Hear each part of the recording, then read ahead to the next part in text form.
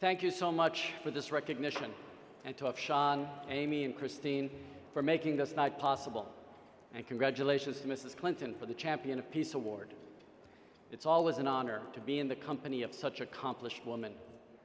But I have to tell you, what makes this night especially significant for me is that Farida Masanovic is here, with her family sitting up there, and she's the one presenting us with this award. We've mentioned Bosnia a lot this evening. Bosnia really was the impetus for the creation of Women for Women. Many of you have heard or read in Zainab's amazing memoir how we came to set up the organization.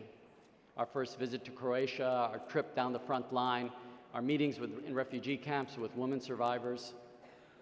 And you've heard about Zainab's trip to Sarajevo during the siege. A lot of this gray hair came during that trip. And you heard about Farida's heroism. They are both as a Bosnian, surviving a barbaric attack for almost 4 years, and as our first country director there, braving sniper fire, braving mortar fire in order to deliver aid to women who desperately needed it. But I wanted to talk about a different story. I wanted to talk to you just briefly about my first trip to Sarajevo after the war ended. And in light of who won the award today, we should note, of course, that it was President Clinton and his administration that ended the genocide and the war in Bosnia and Herzegovina. There's still a lot of work to do as a country, and we can still do that. I was traveling with some of our Bosnian staff to a suburb of Sarajevo. We made a point from the beginning to try to have women from the nation affected serve as our directors and our staff. So we were looking for women who had been displaced or were still displaced so that we could enroll them in the program. We ended up sitting in an orchard in a farmhouse on a picnic table, and we were meeting with women from the area. After a few minutes, a very elderly man, very stooped over, heavy stubble, gray hair, and these great big Coke bottle glasses that you only see in cartoons. He walked over and he asked if this was the place where the organization that helped women was meeting. Natasha, one of our staff, joked with him and said it was, but that he wasn't a woman. He remained serious and said he was here on behalf of his wife, who was too sick to come out today. Natasha continued to tease him. She asked him if he was sure he was here for his wife and not for himself. At that time, we had a lot of men who confused what the purpose of the organization was for. We were a group dedicated to linking women together, and recipients had to attend weekly meetings together, after all, she told him. So his wife would have to attend. So this is what he told us. He said, "Me and my wife are from Srebrenica. When the Serb army was about to overrun the city, the UN troops told us they would not protect us and that we should flee. My wife and I ran into the woods," he said, trying to make it to a safe village. It was nighttime, and as you can see, he pointed to his glasses. He said, I'm virtually blind. And so I tripped and I fell and the glasses broke. I told my wife to run without me and to save herself. She told me I had to come with her. She would not leave me. I told her I would only slow her down.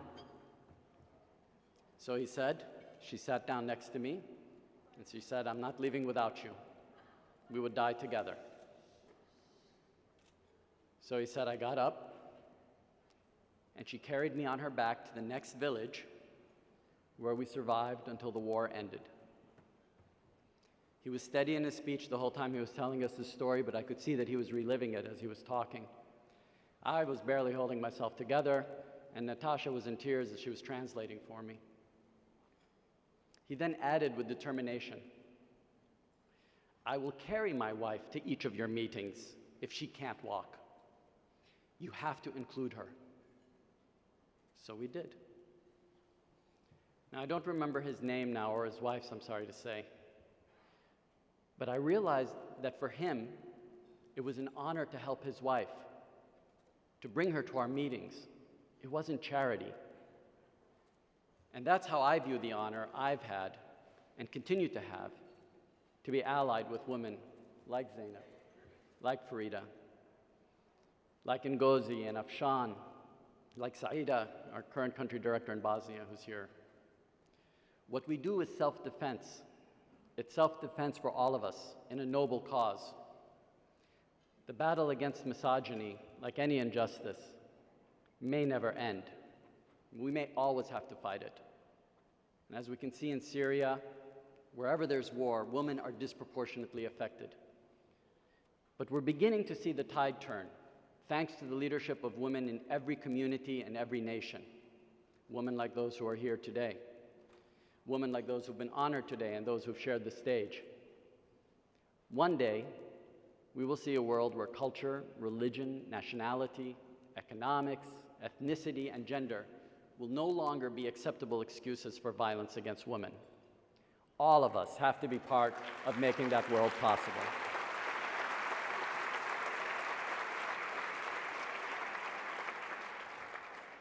So remember that as you fill out the sponsorship forms that are on your table. And always ally yourself with these remarkable women. Thank you.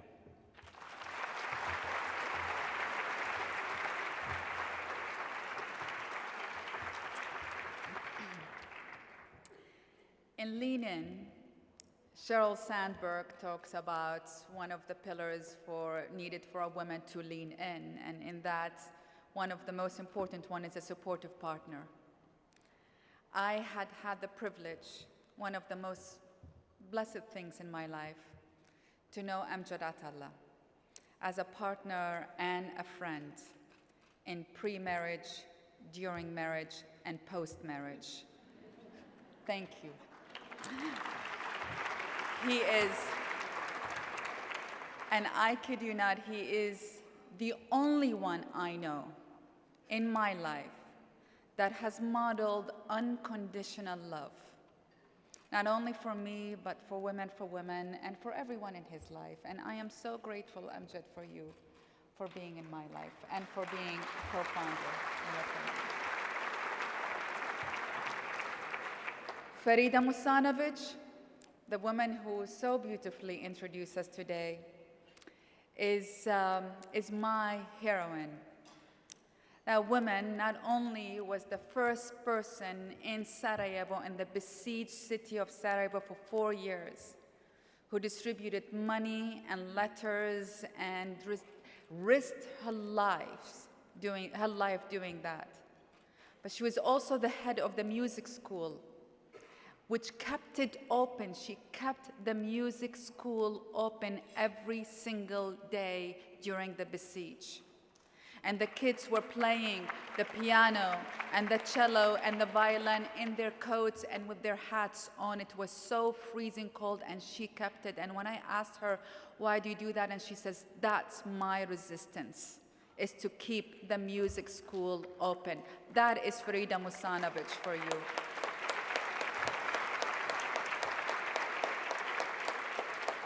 And I'm grateful for the whole Musanovic family for embracing me as their daughter and Women for Women as their child, as other child. So thank you so, so much. Today with us are the first volunteers of Women for Women: Hatice Dalkir, Amar Rahman, Carol Hardry, Robin Lowenthal, and Eve Rose. I am so grateful for you. You joined us when no one could believe that an Iraqi and a Palestinian who are working for Bosnia would do anything, actually. So I'm so grateful that you rolled up your sleeves. The first believers. With them, we had great years, from stuffing envelopes to demonstrating in front of the White House, in the times where you can demonstrate in front of the White House, to ask for intervention in Bosnia. I am so grateful. You gave me one of the most joyous years in my life. Thank you so much for being here. I want to thank the country directors and all the hundreds of staff of Women for Women International. They have put often their lives and sometimes their souls at risk, from delivering services to women in Congo and Bosnia to actually sometimes even doing events like that. I'm so grateful for all their dedications. For those who are with us today and those who are no longer with us, They have been part of a beautiful journey. As Cheryl said, they have been always part of the team of Women for Women, regardless of where they are right now. Thank you so, so much for them. And I want to thank the hundreds of thousands of supporters who are the backbone of the organization, whose the entire giving amount to one ticket in this gala, who cannot afford coming to this gala, actually. They are the bank clerks and the park ranger and the women who distribute the tissues in the bathroom. These are the supporters of Women for Women, the sponsors who give us $30 a month. And the whole amount of their donations amount to less than $1,000 a year, but they have been the backbone of what's been distributed so far, more than $100 million to the women survivors of wars.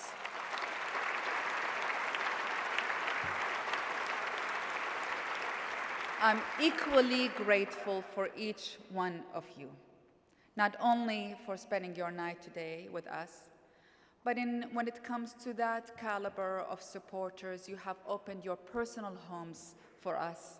You have introduced us to your own families.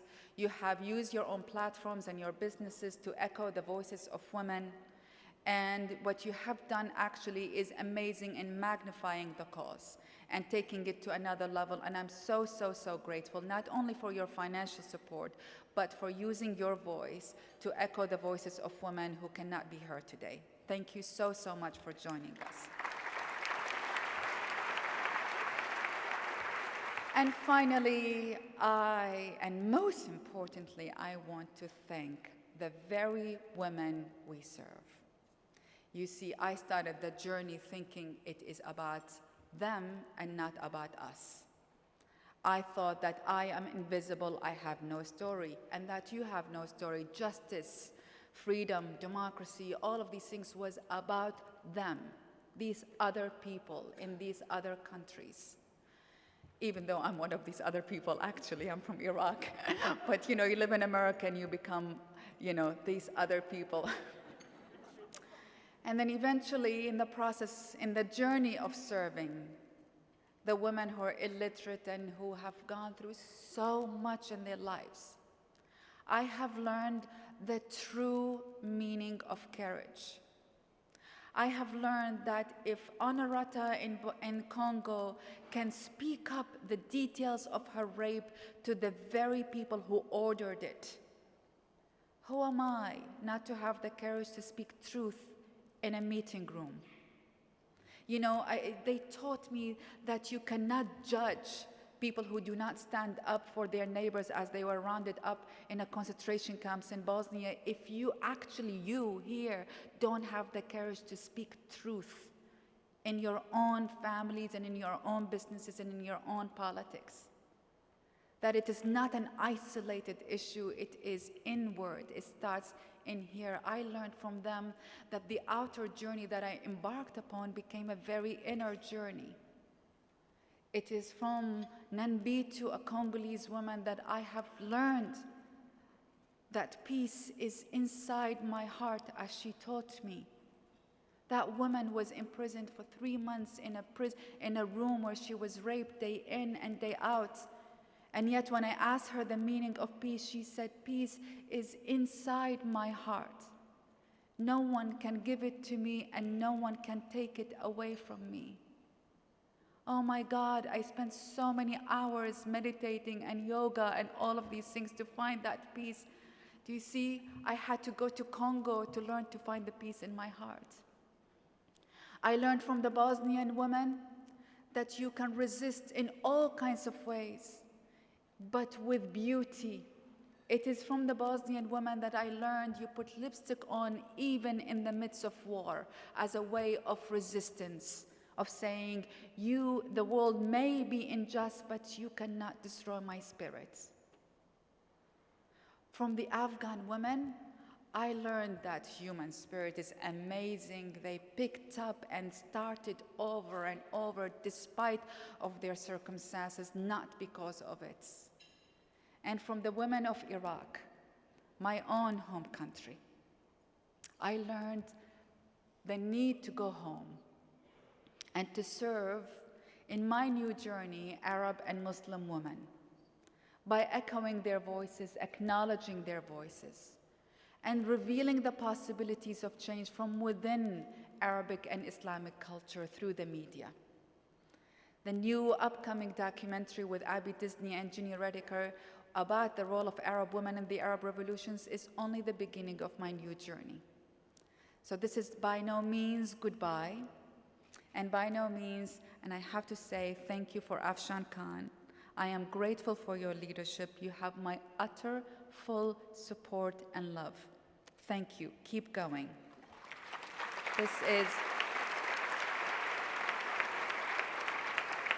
This is not a goodbye. The journey for women's rights has just started. If I learned anything, is I learned, oh my God, we have to keep on going. Except what started as women, for me, is now women for all. Women for men and women for women. And so, see you later.